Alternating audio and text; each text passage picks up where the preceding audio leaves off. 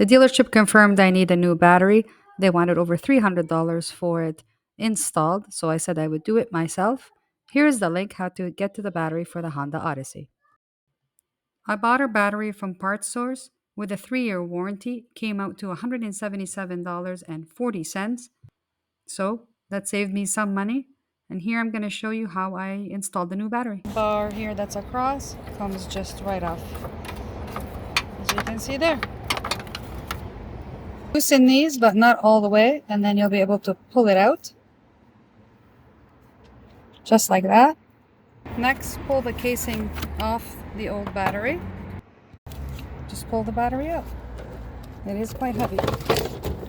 If you like this episode so far, please take a second to like the video, subscribe, and hit the bell notification and share with a friend. We take the new battery, put the old casing back on, make sure the outer casing is flush. Then we have to take this one off. This one you just twist and lift. I'm going to put this one back on, this one back on. And we're going to tighten these up. Should be good to go.